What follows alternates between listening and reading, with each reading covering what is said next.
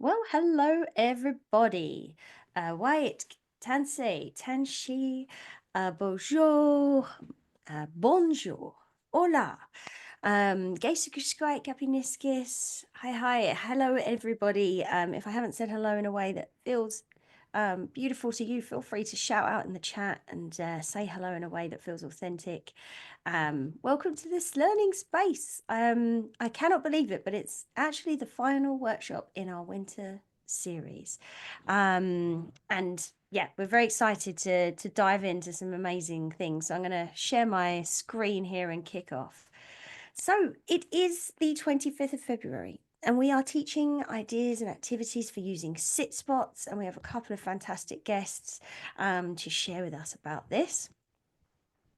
Before we go further, I'd just like to do an acknowledgement. And I just came back from a couple of days at the very southern part of one of the four nations that I spend, that is the territory of where I am. And this was, I was in Penticton with the Silk Okanagan people by Lake Okanagan there. And I just need to click a button here, sorry, because I forgot to do that. There we go. And I live and in Sinixt territory, the people of the bull trout, and in Inselcheen, where I live, their language it's called Skihikan, where the ridgelines meet the water. And I live alongside the banks of Sinhuinhuitqua, which is the Swift River, and at the headwaters of that river for the Tanaha, who would call it the Mishkakis River. This is also territory for them, the Shequetmk to the west and across, and the Silk to the south. And it's also, I've spent the last 2 days doing Mishif, Southern Heritage Mishif language lessons with these two beautiful women. This is Cookham, which means grandmother Marie Chantel on the left here, and Cookham Oak Pierre, Harriet Oak Pierre on the right here. And I got to spend some fantastic time with the South Okanagan Métis Association, and we've been doing Mishif language lessons for a couple of years now, and I've been working with these beautiful women, and I got to meet them in person for the first time and spend time in circle listening to really predominantly Indigenous women, but Indigenous people share their stories and their history and their language. And it was one of the most moving experiences of my life. I also got to go for a sunrise walk. That's Otis's bottom, sorry for that shot, but he also made friends with this beaver. And by made friends, I mean did not chase, which I was really pleased about. You can just see there's a little beaver here, and that was at sunrise this morning. And I just want to say thank you to the land that I inhabit and the lands that I visit for the gifts that they give me, and also for the fact of the language revitalization that I am getting to be in juxtaposition for as a person who has a space to hold in order for these beautiful women who shared that for many years they were very ashamed of their culture. Because that is the way that it had been shared with them through their day residential school and through their culture of being Métis, and being referred to as neither Indigenous or non-Indigenous. And I just have learnt so much this weekend. So I just wanted to thank them for all they shared with me. If you're interested and want to share your, some beautiful people sharing their acknowledgements in the chat, I appreciate you. And if you want to continue on with Indigenous learning, we do have a number of Indigenous-led, curated and created courses, resources on our store. One of which is coming up. The next we have is Richard Van Camp talking about the medicine of stories on March 27th. And we also have our 4 seasons of Indigenous learning course and some other really fantastic seasonal courses coming up. So please feel free to go to outdoorlearning.com/event and have a look at some of those. They are always created in a way that uplifts our Indigenous creators and are led by them. And we wouldn't leave you hanging. We wouldn't finish a series without launching another. So it is the end of winter, but we're looking forward to spring, even though I haven't changed backdrop, which I was going to do, but I forgot. So here we go. But the spring workshops are coming up. So we start on the 15th of April. As usual, they're Tuesdays, they're free, they're 60 minutes.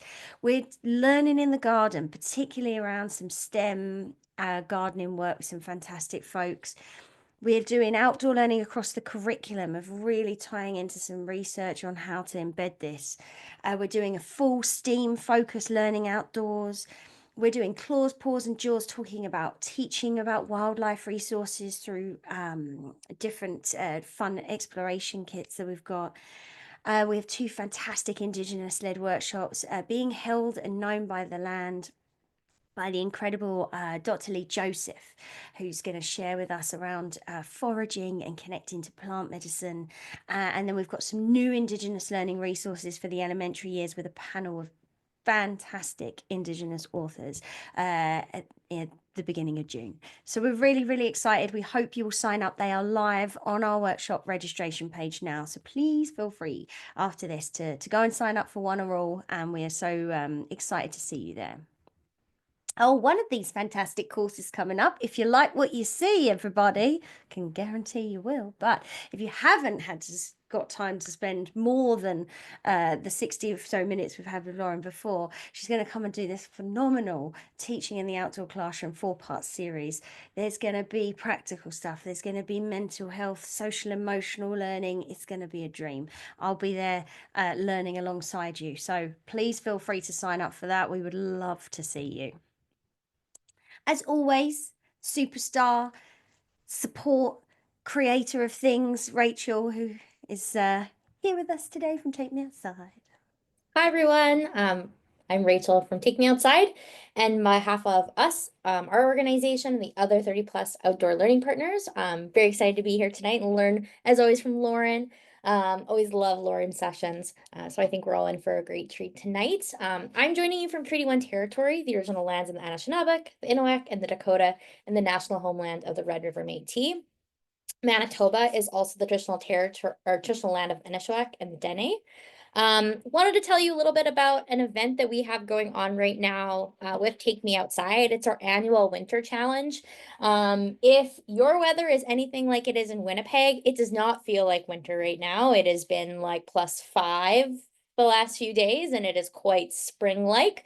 But we are preparing for the cold snap that we know is going to come. And we are enjoying and celebrating our annual winter challenge that's running till March 7th. So it's free and easy to sign up. Though the challenge started on Monday, registration will remain open until Friday. So you're able to still register if you haven't done so. It's free, it's easy, it's a lot of fun. There's an outdoor activity tracker, tons of ways to win prizes, as well as there's a winter art contest. So we're looking for winter nature art, whatever winter looks like for you. So yeah, it's free to join. We look forward to seeing all of your photos and ways that you get outside with your learners this season. So back to you, Jade. Thanks, Rachel. Very exciting. So many beautiful resources provided within these challenges. So get involved if you can. Okay, quickly, we're just going to see who's with us, who's showed up this evening for us. I'm going to launch these 2 poll questions. There's a who are you question at the top. And if you don't see yourself represented there, you can type in the chat. And there's also a bit of a North American split, but also if you're in the rest of the world, because there are limited spots, I can't fit all however many countries there are in the world. 200 more? Someone who knows the answer to that, feel free to share. But if you are joining us from somewhere else, please feel free to share in the chat. And while that's happening, I can give you a bit of a 101. Yes, this is being recorded. These workshops are available on our website recordings page in perpetuity. You will get a link in a follow-up email to that recording, to any resources that we've shared during this workshop, and to get a link for a certificate of participation. That's one of the things we recognize, that it's really, really helpful to just hold these things in space and to know that you have participated. Okay, I'm going to end the poll. We've got over 300 people here. Very cool. Just going to end the poll in maybe 5 seconds. In 3, 2, 1. Certainly not effective counting at the actual seconds, but that's okay. Okay, we have folks from pretty much every educational situation that I can see. Lots of early childhood today, fantastic, and lots of earlier grades. And I saw some board environmental education and things.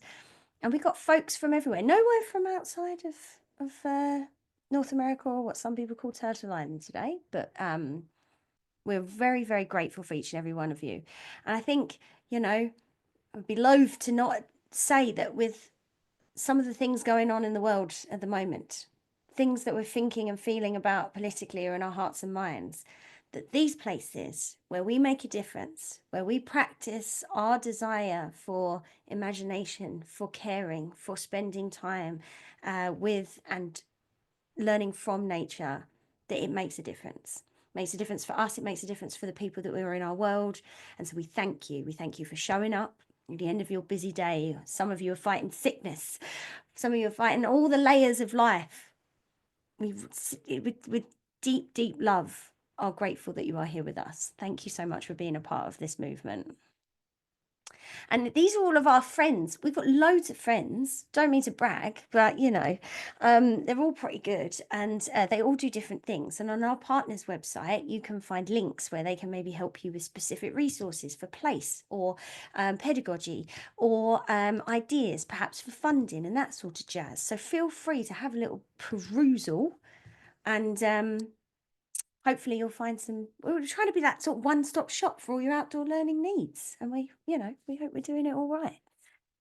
Okay, friends, it's time for the main event. I really want sound effects. Zoom, if you're listening, I want like drum rolls and cannons. Maybe cannons is a bit much. Sparkle canyons, whatever. But it is teaching ideas and activities for using sit spots with the incredible Lauren McLean, and also a friend and author and expert Dr. Gillian Judson has joined us to be a part of this as well.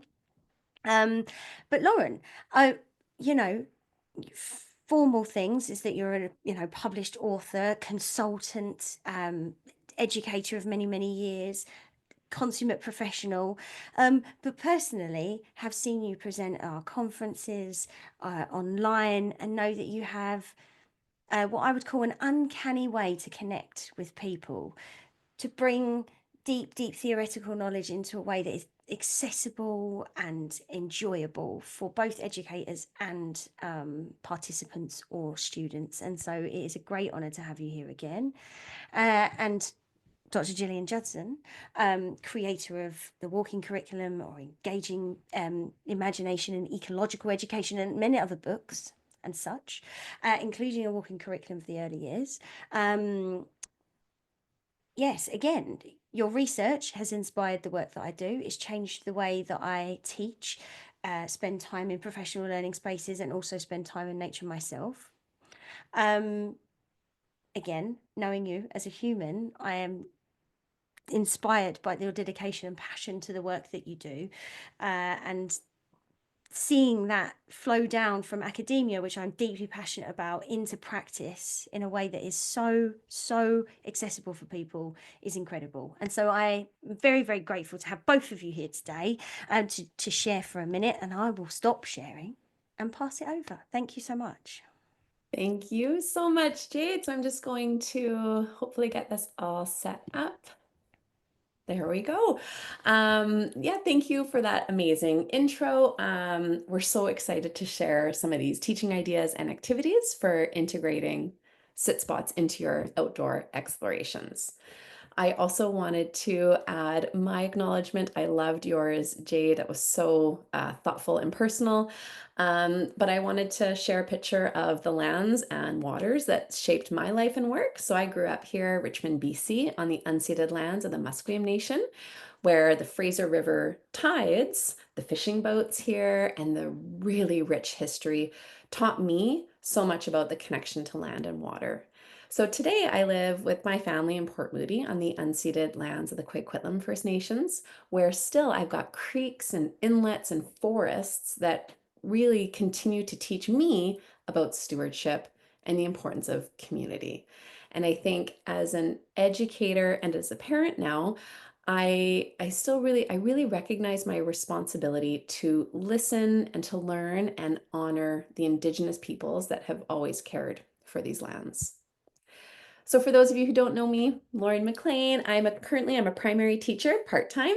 I'm an author and I'm a big advocate for getting kids learning outdoors. So I've written books like Me and My Sit Spot, Finding Common Ground, soon to be released, Risky Play, Gone Away, and Sitting with Nature, An Educator's Guide to Sit Spots. So couldn't have done that without the Outdoor Learning Store's help. So thank you so much for that. Today's topic, we're really going to dive into sit spots, what they are, why they're so powerful, and how they can benefit ourselves and our students.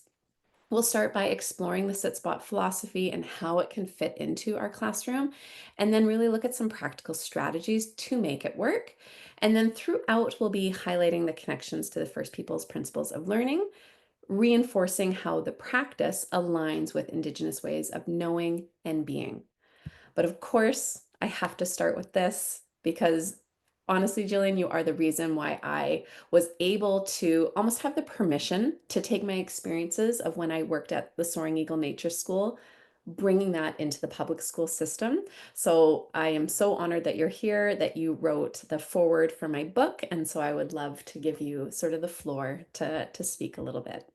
Well, I only want to take it for like 30 seconds because it was just such an honor to be invited. But there's something really, really powerful. We know when we can connect emotionally and imaginatively with the natural world. So obviously, really a big supporter of the idea of sit spots and how we can tap into imagination to forge connections. So kids develop in an urban and media filled world, they develop an emotional connection with the natural world. And sitting with nature, it was a pleasure to write the foreword for that. And just remembering that as educators, there's so much we can do to connect students with the natural world and to remember that we also need to connect ourselves. So I've got my tea here and I'm going to shut off my video and just enjoy your presentation. Thanks, Lauren. You're so kind. Thank you so much. Okay, so first, what do I do typically when I go outside, or how often? I go outside daily. Outdoor learning is really a key part of our shape of the day, just as math is, and language arts, and library time.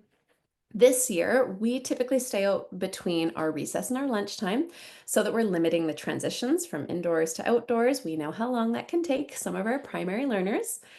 And typically, this is the flow of when I'm outside. So we start with some movement, maybe a quick nature game or a walk to get our bodies and our minds ready, maybe get out a few of our extra sillies. Then we gather in circle, share gratitude, set intentions, and connect as a group before our activity. Our activity ties into the curriculum, whether it's math or science, socials, or art. So it's seasonal and a nature-based theme for our activity. Then after that, we reflected our sit spot, maybe even some nature journaling. Hopefully that's giving students some time that they can observe, wonder, and connect deeply with their environment. And then finally, we come back together in circle again, where we can consolidate our learning experiences. So we share what we noticed, what we discovered, how we were feeling. It's a really simple flow, but it's also very flexible to our time outside. Sit spot pedagogy. So this is really a big part of part 2 of sitting with nature, where we dig into the bigger picture and purpose behind sit spots. Very simply, a sit spot is a place that we return to regularly, a spot where we slow down, we observe, and we're building that real connection with the land. But I really want to stress that it's so much more than just sitting quietly. Sit spots are this powerful tool we can use for learning, for reflection, and for growth. And so here's sort of why I think they really matter in education. First, they build awareness and mindfulness. So students learn to notice what's happening around them, they're tuning into the sounds of nature, and they're connecting with the environment. Second reason is they really support learning across the curriculum. Sit spots naturally bring subjects like science, like math, like language arts to life, whether we're tracking changes in the seasons, whether we're measuring shadows, or maybe writing about what they're observing. And then third reason is that they really foster community and interpersonal skills. So the students get to share their experience that helps them practice their listening skills, their empathy skills, and connecting with each other. Now, in Sitting with Nature, I really break down how to introduce and guide students through the sit spot practice because in the end, it's really more than just a routine. It's about building that relationship with the natural world, and it doesn't happen overnight. Now, as I mentioned earlier, sit spots are more than just sitting quietly outside. They're about being with nature. And when we take time to slow down, tune into what's around us, we create that space for connection and reflection. Again, it's not just about looking at nature, it's about experiencing it, which is sort of exactly why I wrote the picture book, Me and My Sit Spot. I wanted to help kids see that a sit spot isn't just a place, it's a relationship with the land, with others, and with ourselves. Um, I think the other piece here that I wanted to talk about is that by practicing sitting still and noticing without judgment, just being present, students are building that mindfulness skill set. This can be makes such a huge difference when they're feeling overwhelmed, when we're feeling distracted. And the best part is that those skills we're developing go beyond the classroom. So they might be at home, maybe we're on a field trip, or they're facing a tough situation outside of school. They have this tool to help them calm their minds and their bodies.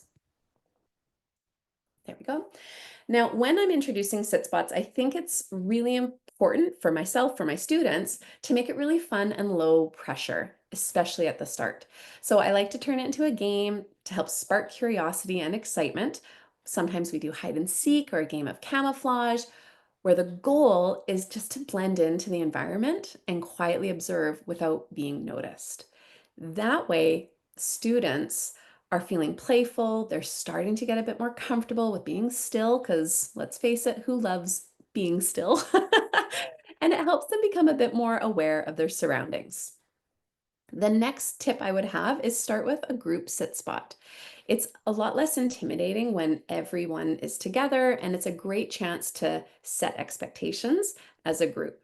So students start to learn what it means to sit quietly. Like, wow, Jillian, I love how you're sitting and just doing some mindful breathing. Jade, fantastic job over there. So we're highlighting all these positive moments that are happening without it feeling like you're throwing the students out there, totally unfamiliar, very uncomfortable. We don't want that feeling for our students. Again, the goal is really just to keep it simple, really playful, and inviting. Now, when we're choosing our sit spots, there's definitely a few key factors to consider to make sure it is a good fit for everybody. The first and foremost would be that safety should be the top priority. We want to make sure we're picking a spot that's free from any potential hazards like sharp rocks, thorny bushes. We just learned that today about the salmonberry bushes, or areas that have heavy foot traffic. So that's a picture by my school. And so there is a busy road there. It's really important to ensure that it's a place where students can sit or lie down or stand up without worry, and definitely always within eyesight of the teacher. The second consideration is accessibility. It has to be easy to get to. Do they have to navigate through tricky terrain to get there? Hopefully it's a spot where everybody can reach to without too much trouble, especially if we're starting off as a group sit spot. And so keeping in mind with the different abilities in your classroom, can everybody access that space comfortably and safely? And then the third consideration there is sensory considerations. Does it have a lot of distractions, like loud traffic, bright lights even, or is it a peaceful enough spot that students can focus and tune into the natural world?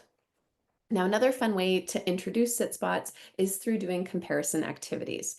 So we often take a few minutes to explore different spaces and then consider what they like or what they don't like about each one. What feels inviting about that space? What feels uncomfortable about that space? They need to sort of be in charge of where they think they feel more connected, not me saying, you know, Rachel, you should go sit there a bit further away from Jade, right? They need to have that responsibility and that ownership. I also think that having the right tools at your sit spot can really enhance the experience. So simple tools like binoculars or magnifying glasses can help the students take a closer look, whether they're spotting birds in the trees or looking at tiny insects up close.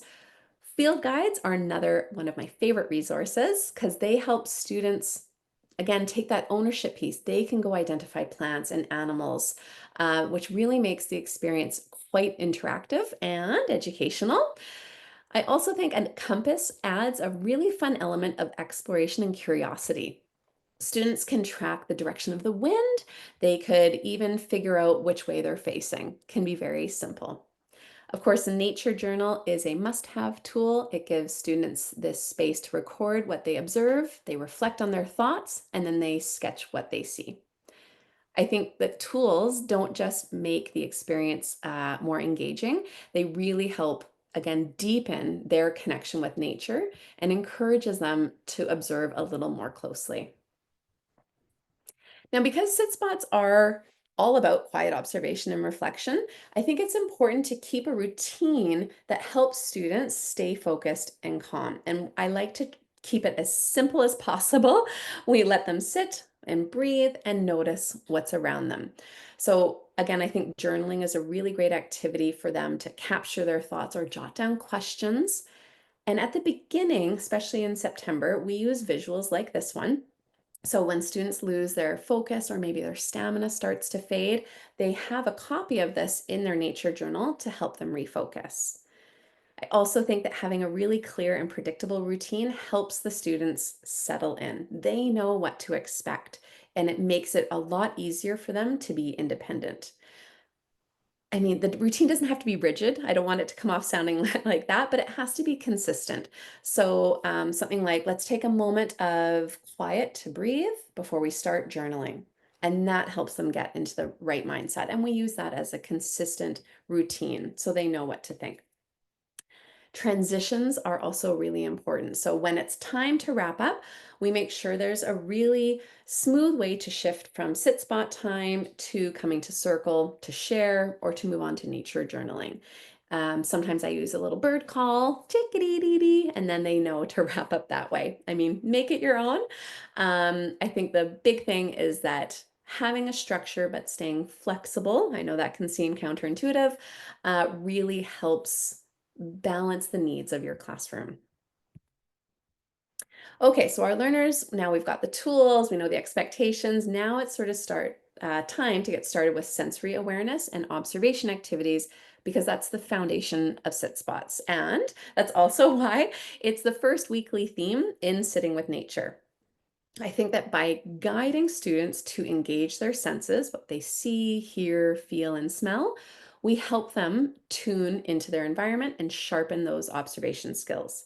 So the goal here is to encourage deep noticing.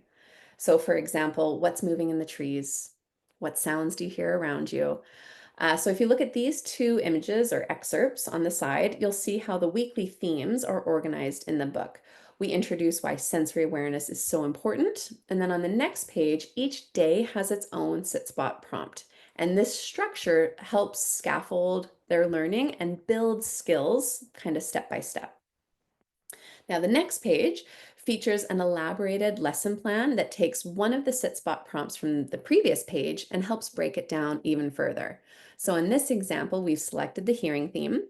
I start by offering an anchor book to read, so the listening walk, and that helps set the tone and bring in some context and connection, making time for the students before we get started. And then I provide two different activity options, one that's geared towards younger learners and another for older learners. So it's really so adaptable for different age groups. After the activity there, I give an example of a circle reflection when we are helping students process what they've experienced, and then the sit spot prompt itself. So what sounds can you hear around you? That then is the guide for the student observation time. Now, after I also include a formative assessment question because I am a teacher after all, and that helps me gauge the student learning and reflect on their experience. Then on that next page there, I provide some reflection questions for myself as the teacher to help guide my own practice. And then I even give an example there of my own reflection to help model that process of self-reflection. And then you'll find additional book suggestions there, a Teach Outdoors podcast episode for more learning, and then an amazing sit spot educator tip from other experienced teachers who are already doing such incredible work in this field. I find that that sort of format really helps make this lesson plan very practical and grounded in real classroom experiences. Oops, there we go. So now that I've shown you sort of the framework for the weekly themes of 5 senses from sitting with nature, I want to share some of my other favorite teaching ideas in relation to developing sensory awareness and observation skills at our sit spot. So one of my favorites up at the top there is sound mapping. It's really simple, but it's really powerful. So each student gets a paper with a compass in the center representing where they're sitting, and around it are boxes for the cardinal directions. And as students are sitting quietly, they focus on one direction at a time, listening carefully and recording words or pictures, what they hear. It might be a bird call to the north or leaves rustling over to the west. And for some students, the boxes really offer structure, but others I have found in my class find it a little too limiting. It's too structured. So simply flip it over and use the blank piece of the paper. The goal is the same, just listen deeply and notice the world in 360 all around. Another tool for focusing observations are those eco frames. So in the top corner there. These are nature-inspired shapes like raindrops or leaves, and they act like a viewfinder. So they guide the students to look closely at a specific part of nature. I usually put them inside of page protectors with the center shape cut out so that that's what the frames the students' interest. So they might hold it up to a tree trunk or hold it up to the sky.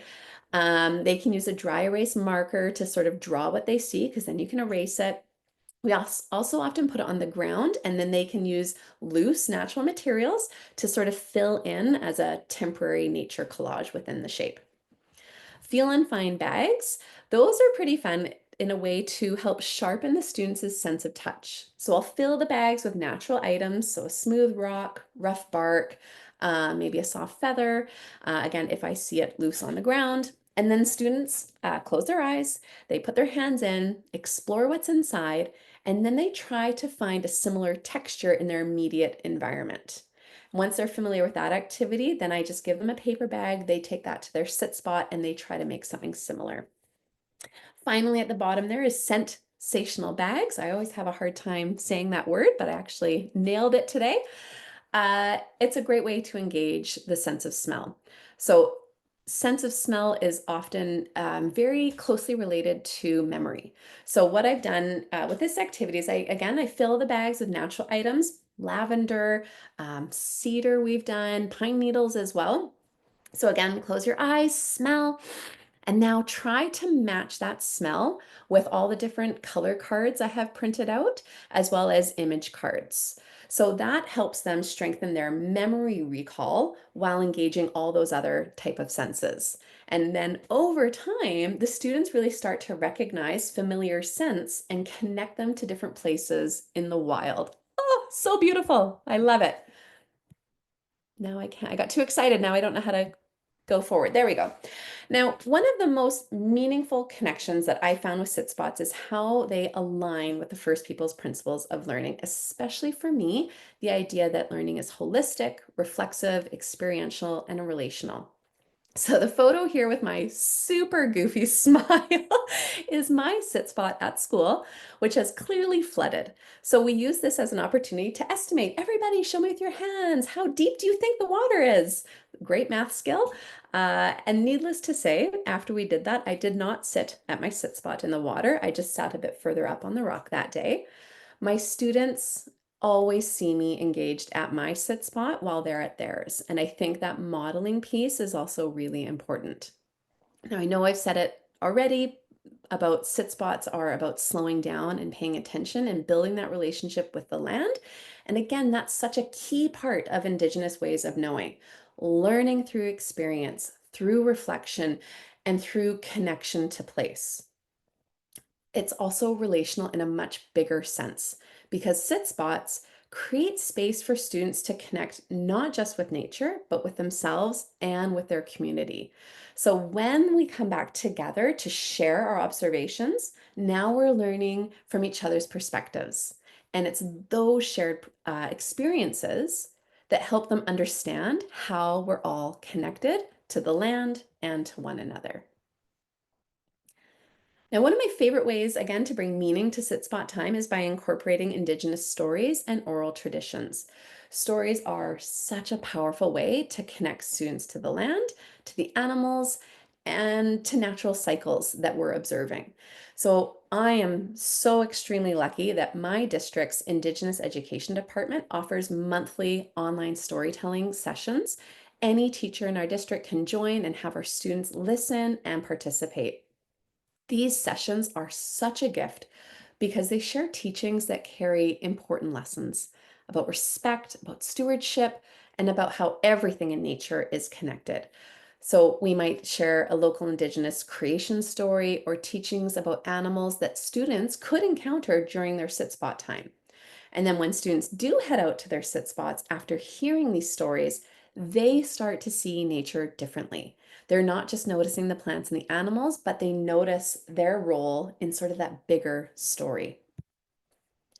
And this slide is all about weaving in, excuse me, the First Peoples principles of learning through animal teachings and mindful observation. Animals are such powerful teachers, and many Indigenous cultures do see them as guides, each carrying their own lessons. So during sit spot practice, I like to encourage the students to really notice the animals around them. It might be the bird overhead, often crows, or the ant on the ground, or even just that you can see signs that an animal had been there, like tracks in the snow, let's say for this picture here. So luckily I had brought out a bit of a tracking page with me on my little menu page there. So again, we're doing some estimation. If we see that's how big the animal track is, show me how big with your hands, how big you think that animal might be. After we see something like this in the snow, we would pose another question. What might this animal be teaching us? So for example, we saw a bear track a while ago, shocking in the snow, doesn't make sense. But that might remind us of strength, of courage, of the importance of rest and renewal, maybe during winter months. One time we saw an imprint of owl wings in the snow. Again, that could symbolize wisdom, patience, or the power of observation, because aren't owls amazing for that? I think it's less about getting it right when we're doing these activities. It's more about what is naturally coming up for the students when they're watching and listening closely. That sort of brings me back to that last point there about mindful observation. I try to encourage students to really slow down and tune in, watch how the animals are moving. How are they interacting with their surroundings? How do they respond to the seasonal changes? And then we talk about how Indigenous teachings remind us that all living things are connected and that animals aren't just out there. They're part of the same web of life that we belong to. Okay, so wow, I really sped through these. I wish I had talked a bit slowly, slower in hindsight. But I wanted to share some practical tips to help build consistency and depth with sit spots. So first, we're really trying to make them a part of our routine, weekly, daily, if you can. It doesn't have to be long. I should have mentioned that at the beginning. I don't expect my students to go to a sit spot for 10 minutes, especially at the beginning of the year. I think 2 to 5 minutes adds up over time. The next part is to meet students where they're at. We start really simple for those who need more structure, and then we start to add different layers like the journaling, like mapping activities for those students who are ready to dive in a bit deeper. I think the scaffolding part helps every student, it helps us as teachers. We don't have to go too big too soon. It might seem like we're not doing a lot at the beginning of the year, but I think those baby steps is what helps everything be so successful in the long run. Finally, I would say really embrace the seasons. That can be hard sometimes, but sit spots are just as meaningful on a really rainy fall day like I had today. Well, not a fall day today, a really rainy spring day, as it is on a sunny spring morning one day. We just adjust the practice to match the weather and our students' comfort. Sometimes we bring out clipboards for the snowy days, or sometimes no tools at all. We're just going to focus on the sounds of the leaves as they're rustling in the wind. I think the more that students experience the variety of nature's rhythms, the deeper that connection becomes. I try to, again, make that connection to when I'm getting to know a really good friend. When I get to know my friend, let's say they're on my field hockey team. I know them in field hockey. That's the context I know them. Switching that to my sit spot, I know my sit spot really well on a sunny day. Back to my friends. I don't know if they would want to go for a walk with me. Do they want to go to the coffee shop? Do they want to go to the library? I need to get to know my friend, not just in one avenue. And so we try to make that personal connection with our sit spot too. It's not just about the sunny days, it's about the rainy days, the foggy days. We've been stuck in fog for about 5 days up on our mountain. So now we really know what our sit spot looks like in a cloud of fog. But that's part of it. You get to know me as a holistic view, not just as, one direction. So before we sort of open up to questions and comments, again, I know Jade sort of already highlighted this 4-part OLS course called Teaching in the Outdoor Classroom, which starts in April. I am so excited for this because it offers so many practical strategies to help transform our outdoor spaces into really rich environments, which were inspired from the book Sitting with Nature. So you'll be exploring things like the routines of sit spots and journaling and reflective circles to help foster social emotional learning skills like empathy, like resilience and self-management. And then we dive into how unstructured play ignites inquiry-based learning, which helps again guide our students from that exploration to discovery. We also investigate lots of really practical approaches for integrating formative assessment. Can you tell I'm going to nerd out on formative assessment because I love it? But how can we use different assessment strategies into outdoor learning? Again, lots of real examples that are already in with Sitting with Nature to help us observe, to help us document student growth through different outdoor experiences. I'm so excited. It's so jam-packed with examples and ideas. So I hope to see as many of you there. It's going to be amazing. So I definitely want to make sure that we've got lots of time for questions, but I don't know where my chat box went. I just see my big screen. Yay. Oh, wow, Lauren. Thank you so, so, so much. The chat is full of just absolute gratitude. I must say. I'm going to stop your sharing so we can see your Thank you. face, and I'm going to And I can add see the myself chat. in. The chat's been going wild. I'm glad you couldn't see it because it would have been possibly distracting.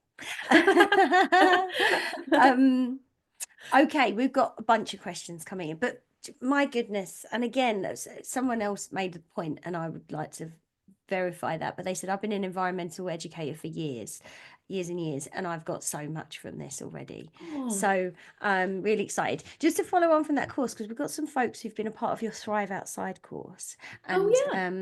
People are very excited Different. about that. Yeah, so someone, Lisa Marie asked, how is it different? Because I know you have Yeah, lots of different ways that you dance through this. Yeah, I kept the Thrive Outside because I knew I was organizing both at the same time. So I made sure I was very mindful to have the Thrive Outside 5-week course to be very different from the OLS course. I didn't want to repeat stuff. Yeah. Love it. So Yeah. you have to join for both and get all of the Yeah. knowledge. You are a wealth. So shall we ask, when you're planning sit spots, when do you find is the best time of day? I know you said you go out between recess and lunch. Mhm. But they're saying, would it be best to start our day with it, or maybe after some free play or exploration, or even after lunch? Their group is 18 months to 5 years old, so that real Oh, early nice. learning. Yeah. Again, I know we typically go outside between recess and lunch. I do like to switch it up as best I can so that we do also notice the morning light because that's when we're going to hear the best bird calls, which I will love to talk about birds any day of the week. And then it's nice to do it at the end of the day to also, oh, we had a big day. Let's just go outside and sit for a little bit and let the day sort of sink in. With the littles that you're with, I would say definitely head outside get all your wiggly jigglies out first, do tons of play, have lots of opportunities for those emergent learning opportunities, and then maybe do a group sit spot afterwards. The 5-year-olds, I'd be a bit more comfortable with them going out. But I can speak from my experience when my kids were that age, 18 months old. They had too much independence to go a bit further than my eyesight. So I think it just depends on the group how far they can go off by themselves. Amazing. Great insight. Yeah. Kathy's asking, how can I bring this marvelous practice, Kathy's words, to students who maybe live in more noisy or urban environments? Yeah. And even here at the school that I do the most work at, they're little, what we call a pocket forest. They've got a little row of trees around the schoolyard, backs immediately onto a timber yard mill. Very Yeah. lots beeping, big saws, and so how do you cope with noise? Because that can happen in all sorts of places. Yeah, the noise part's tough. I've been at schools that have been a lot more urban than where I am. I'm a bit more suburban in the school context that I'm at right now. At my previous more urban schools that were fairly busy roads, we did a lot of I, how do I explain it? So we would do these like tune out activities at our sit spot. I'm just trying to visualize we had little whiteboards that we would take out. And as soon as we heard something, we would draw it on the whiteboard and then we would flip it upside down as a mental visual to like close it, sort of. Does that make sense? So, okay, I saw it. I'm going to Totally. acknowledge it. And now I'm going to close that and I can pay attention over here. It's sort of something similar that we used to do as, when you have negative thoughts, you would write it, put it into a balloon and let it float away. We wouldn't do that now. But, as kids, before we knew better, that's sort of one of the strategies, or write it down. And again, I wouldn't suggest this for schools, but you would sort of, light that little piece on fire in your little dish so that you're acknowledging it, but then you're trying to let it go. We just have to roll with the punches. Unfortunately, this is, and it's not unfortunately, that's a very poor choice of word. We are, it's like finding wild, right? This is part of our wild. That's part of where we are at. And so we acknowledge that we hear the timber mill, or we've got lots of construction going on where we are. And I might be staring at my cedar tree, but all I'm hearing is all the work being done with the culverts right now. So sometimes we just do a group sit spot and we're watching the construction just to learn about nature in a different way. And that's okay. And change. And we definitely have done those sound maps with that, where we could tune into the fact that that was maybe the furthest noise we could hear. And then we would think about what are some noises I can hear close to me that I could tune into, and looking at different things of scale as well. But it is, I guess you just lean into where you are. Yeah. Yeah. Somebody asked the question, have you thought about how your work addresses the Truth and Reconciliation Commission's calls to action? And I don't know if you have, but I was thinking about it as I read that question. And in Yeah. terms of the way that you talked about the First People's Principles of Learning, and one I'm not sure which one the education one is. I'm really sorry of the exact numbers in those calls, but around uplifting Indigenous ways of being in what we're doing.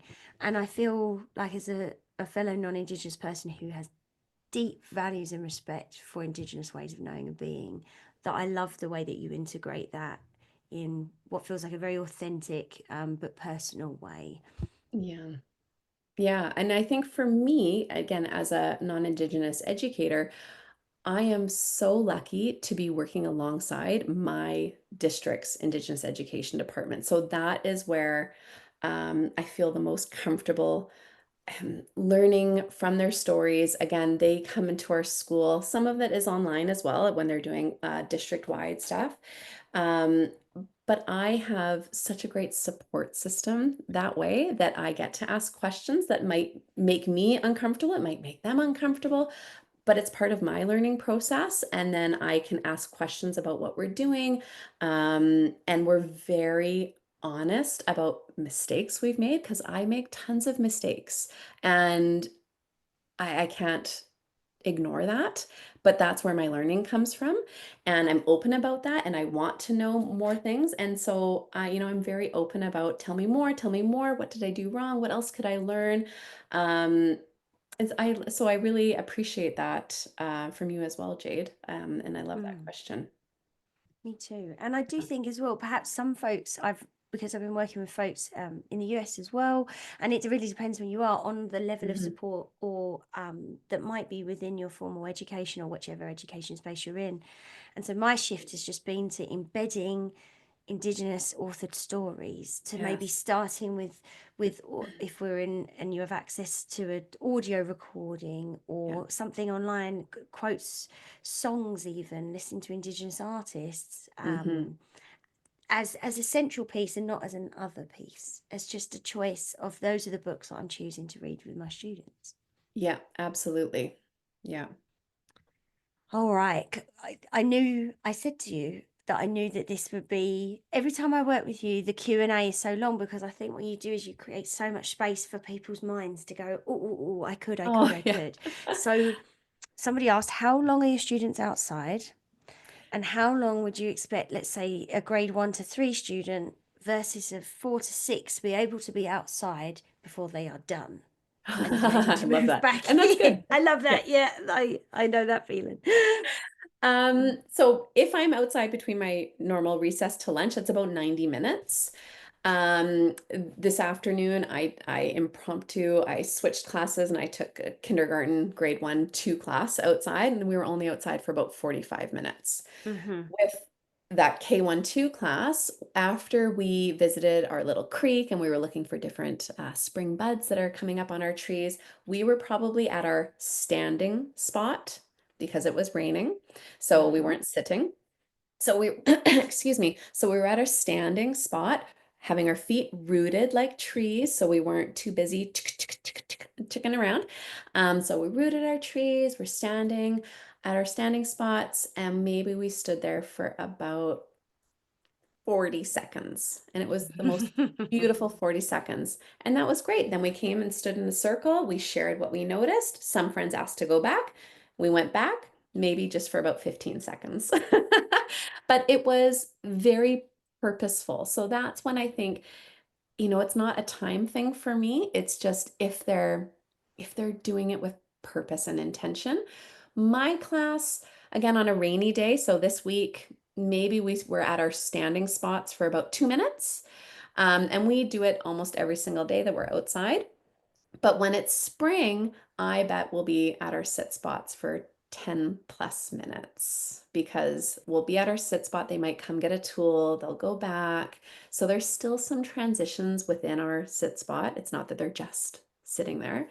They're allowed to come up and grab something if they need to, but we have baskets of materials around. So it's not that they need to come ask for my permission. They are responsible. They can come up and grab it themselves. And that sounds to me like, again, there's that practice. So it's something that maybe you build on, right? And it might Right. start that you start outside, and that they build the resilience of perhaps spending more time outside in different weather styles. No such thing as bad weather. Yep. But just that it becomes, it's that practice Hmm. of doing it. And I will just plug that if in the front of the walking curriculum, for example, Gillian Yeah. Judson's book, sorry, fumbled that. There's a lot about setting the intention, Yeah. and there is in your book too, but setting the intention for that space. So even if you're going for a walk of the perimeter of the area that you might then spend more time in, if you're meeting them outside at the end of recess and it's you're building this practice, it's that walk, but it's an intentional walk. Yeah. And that can shift the whole concept and really allow them to start coming with you into this being a real learning space. Hmm. Yeah. Love that. I could just talk to you for days and days. um, okay, someone's asking about suggestions, activities, or routines for older students. So maybe some of our high school friends. Yeah, and honestly, so I Friends. have I have a couple friends. I mean, my sister-in-law also teaches high school. Um, Even though I feel like in my head, I made sitting for nature K to, well, probably even younger, let's say age 2 to grade 8. I know several high school teachers that have actually bought the book and are doing it. It Mhm. is, you know, those older kid activities. They still read some of the picture books to the grade 11 and grade 12 students because everybody loves a good picture book. And then those activities, though it might sound like it's simplistic for a grade 7 or a grade 8, the high school kids take it to such a different level. So the teachers actually didn't teach the lesson any differently. They still followed the same lesson format, but their students did the most incredible work with it. So what I would love to do with that suggestion is I think I should start documenting some of those examples and highlighting that so that you could see how it is used in those high school classrooms. Because I'm not a high school Amazing. teacher. No, and I love Rachel used to do it with her grade 9 students. And I just have one example of that sound mapping, right? And there's that Yeah. very simple visual of maybe the sort of what you call the cardinal directions.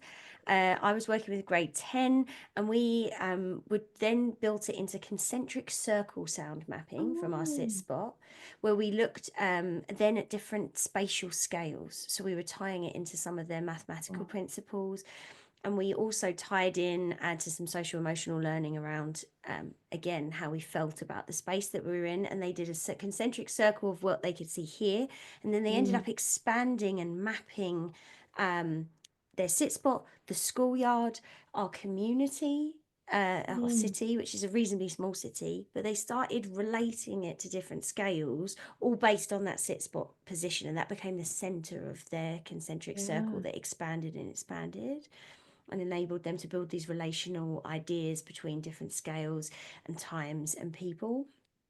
So just Very saying, it's love all, it. and that actually came from them following on a lead of, okay, so what can we do with this data and this information, and how can we Mhm. expand our awareness of that? Yeah, that's neat. I love a concentric circle. I'm not gonna Yeah. lie. I got into it. Okay. Oh my goodness, we're running out of time, and I want to go. Okay, someone's talking about students that talk during the Yes. entire sit spot. They have a few that talk the whole time, and they're wondering Mm. what your students sit on, sit pads. Sit Um, pads. Yep. and they only their students only sit in the winter when they have their ski pants on. Sorry. Yep. Fair enough. So yeah, we don't have a class set of sit pads, mostly because of our storage. I'm in a pretty tiny classroom. Snug. It's a snug classroom. So we have a handful that if you would like to, you may bring it outside. We also use extra rain jackets that they can put the rain jacket down if they need to. What was the other piece of that question though? The first part Talking. was the talking. So there's a phenomenal book called What If Everybody Did That? It is hilarious. Colleen Javernick, I think. I might be fudging that. Um, and so there's a child, and what if I am allowed to drop litter? Well, what if everybody did that? Okay, well, what if I can talk out in class? All right, that's just one person, but what if everybody did that? So we use this as a starting point to talk about classroom expectations. And then we try to co-create this. So we do it in our inside classroom, and then we make our same classroom book, What If Everybody Did That, Division 8 version, in our outdoor classroom. And so one of my things would be, well, I really just want to go pick one dandelion. Okay, but what if everybody did that? And then you draw a picture for that book that's quite comical, the chaos that would happen if everybody picked all the dandelions or someone ate all the salmon berries, the impacts of that one action. And so I would really highlight that book and make it maybe about distractions or talk about a bird plow. So when, just like a snow plow right now, right? A bird plow is our voices. When we're talking at our sit spot is going to plow away all the beautiful nature that we actually really want to be watching and observing right now. I didn't come up with bird plow. I believe it's from John Young, I believe, from the Wilderness Awareness School. And so I would talk about how that action of constantly talking would mean that the birds aren't going to come visit us. We won't be able to observe them. Things won't trust us, right? We need to be really trusting and safe and empathetic when we're in nature. I might sit beside a little friend that needs a little help. Oh, it looks like we need a little help. I don't mind sitting with you and helping you focus, no problem. I'll leave when you're ready to be a little more independent, but I'll stay as long as you need me to. Depending on how old they are. I might not do that with a grade 12 student. Yeah, whatever. No thanks. Well, maybe they're different. The last ones It I could worked be. with, yeah, it's like, don't sit next to me, don't talk to me. That is very helpful, I think. And lots of people asking about different sit pads. There's options. Cut up old yoga mats. You can ask for donations if you don't have a budget for sit pads. Reusable bags from grocery stores, all that jazz. Look, we are on the hour, but there's just a couple of questions come in. I think it's a really important one. If you can answer one more, and then Yeah. stay if you can, everyone, because we will do 4 prizes, some gift cards to the store, and some gift cards to the Take Me Outside store too. But this last question is around children with additional needs, perhaps Yeah. some attention needs or sensory needs. How can we do sit spots in a way that feels inclusive? Yeah. And holy moly, this could be a whole hour I because know, and I know, and I it shouldn't have, depends. but I couldn't not, and I've Yeah. had great success in these spaces, but I'll Yeah. let you go. Yeah, I think it totally depends on what the needs are. So a couple years ago, I had a few students with a lot of sensory um, needs. And so we had to be very mindful when we were planning for all of our learners about tuning into one sense. So we really just focused on sight because that was the most comfortable sense that wouldn't make them feel too squeamish.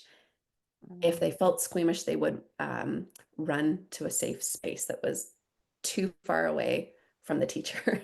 So we were very careful for safety reasons on what type of activities we did.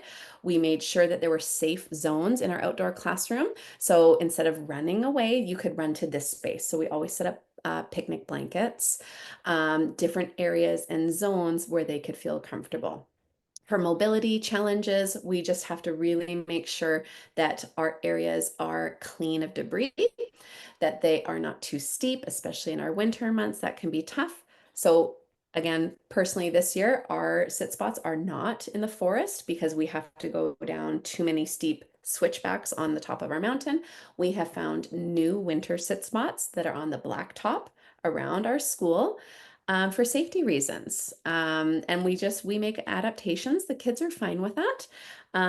But yeah, it really depends on the needs of the learners. But I guarantee in my 17 years, I've probably experienced the majority of those needs, but we still have been outside every single day, which is incredible.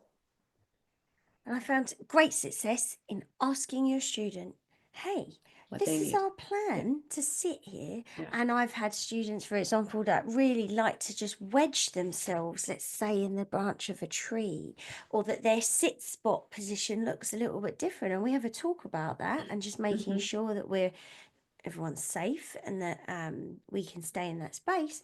But Mhm. hey, okay, so we were doing this and it doesn't look like you're really excited to do that. Is there a way that this would feel a bit better for you? And I've found that those communications get easier and easier and better when there's that space. Yeah.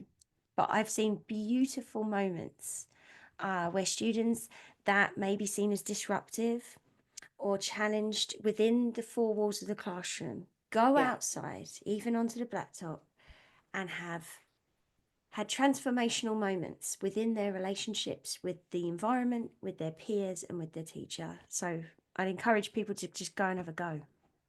Yeah. Absolutely. Lauren, Gillian had to go and do her thing, but Lauren, you're phenomenal. I'd love working with you, learn from you every single time. It's an absolute delight. Lauren's resources are fantastic if you haven't got them. If you're coming to the Banff conference, you're going to get to see her in person. And yeah, it's just wonderful. Look at that waterfall of joy and happiness. Well, thank you, everybody. This is wonderful. Yeah. And reach Yeah. out if you have any questions, always. And hopefully, yes, sign up for the course because we're going to hang out for Yes. 460 minutes. And in there, we're in workshop mode so we can see each other's faces. There's a bit more Yeah. opportunity to connect and interact. So Yeah. we hope to see y'all there. And if Yeah. not, April 15th for our next spring workshop series. Okay, stick around, friends, because I'm just going to do a real quick. You can read the chat if you can find it, Lauren, of all the thank yous because it's enormous. Okay, I'm going to do real quick. Rachel's, you ready? Ready to receive those names? Okay, my first winner is Amy Richardson. AIMEE. Amy Richardson. You are our first winner of a $25 gift card to the Outdoor Learning Store. Next person is Mafi Tanwa. Mafi. Mafi Tanwa. You are our second winner. Congratulations. Third winner of a $25 gift card to the Take Me Outside store is Tracy Labont.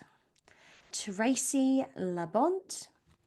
And our fourth and final winner for today is Angela Chung.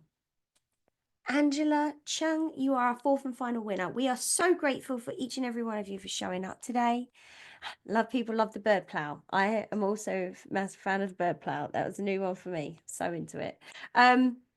Friends, educators, people, thank you for being here. We appreciate you all so much. Wishing you a wonderful end to your winter, and we will see you in the spring.